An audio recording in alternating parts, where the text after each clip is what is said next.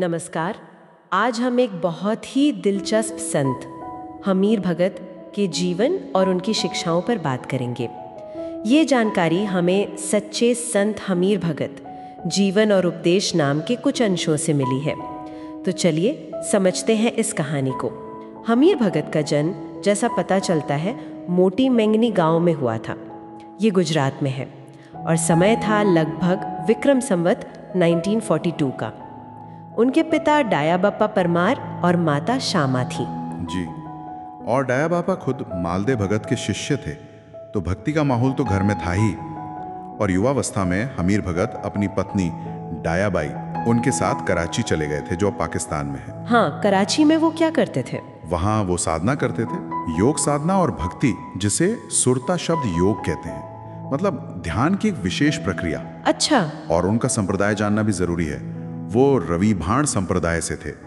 ये गुजरात की एक महत्वपूर्ण संत परंपरा है। वाछरा के भीमसाही भी उनके गुरु थे। रवि भाण संप्रदाय ये आंतरिक साधना पर जोर देता है ना? बिल्कुल, भक्ति और आंतरिक अनुभव, यानी अपने भीतर ईश्वर को खोजना, भजन गाना, ये सब इसका हिस्सा है। उनके जीवन की एक घटना जो मुझे बहुत चौंकाने वाली लगी, वो है उनकी अपनी मृत्यु की भविष्यवाणी। हुआ ये कि वो अपने भाई केशा बापा, उनके निधन पर मेंगनी लौटे थे। हाँ, केशा बापा रामदासियों के नाम से जाने जाते थे। तो जब वो लौटे, किसी ने शायद यूं ही मजाक में पूछ लिया कि हमीर भगत, आप तो ऐसे ही बैठे बैठे समाधि ले लेंगे। और उनका जवाब देखिए, कितनी निश्चितता थी उसमें। क्या कहा उन्होंने कहा, आज से ठीक 3.5 महीने बाद, माक्षर वद पंचम को शाम के समय मैं ये देह छोड़कर समाधि लूंगा। कमाल है, मतलब दिन और समय भी बता दिया। जी हाँ, हिंदू पंचांग की एक तिथि माक्षर वद पंचम और शाम का समय, ये उनके योग बल और सचेत अवस्था को दिखाता है। और फिर क्या हुआ? क्या सच में ऐसा हुआ? बिल्कुल वैसा ही हुआ। वो दिन आया, माक्षर वद पंचम, शाम का समय। उन्होंने सबको शांति से बताया कि कोई रोएगा नहीं। अच्छा, और कहा कि आधी रात के बाद ही झालर नगाड़े बजाकर आरती करना, मतलब सब कुछ तय था उनके मन में। फिर समाधि का क्षण कैसे आया?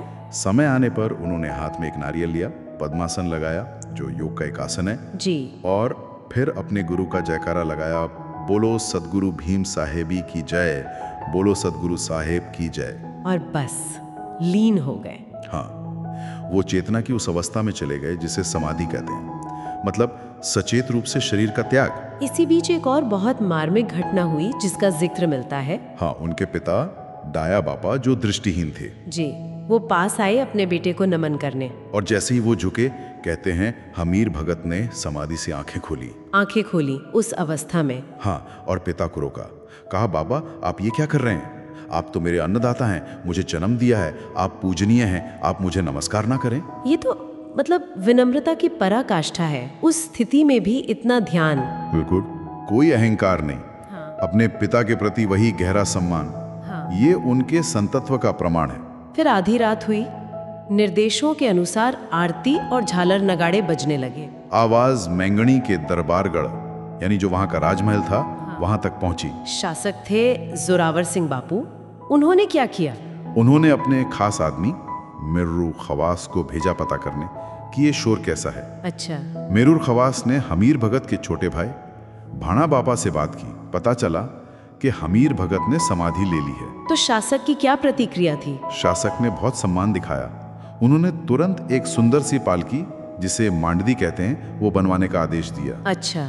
साथ ही देसी घी और चंदन की लकड़ियों का इंतजाम करने को कहा। ये तो बहुत बड़ा सम्मान हुआ उस समय के हिसाब से। जी हाँ, और उन्होंने ये भी कहा कि उनके पार्थिव शरीर को मांडवी में रखकर पूरे गांव में यात्रा निकाली जाए। और अंतिम संस्कार कहाँ हुआ? शासक के आदेश पर गांव के बीचों बीच, जिसे गाय ने गोंदरे कहते हैं, मतलब गांव का साझा चौक, वहां पर अग्नि संस्कार किया गया। और इससे भी आगे बढ़कर शासक ने खुद उस जगह पर एक देरी बनवाई, एक छोटा सा स्मारक मंदिर जैसा, और उस पर संगमरमर की एक तख्ती लगवाई, एक शिलालेख। अच्छा, शिलालेख भी?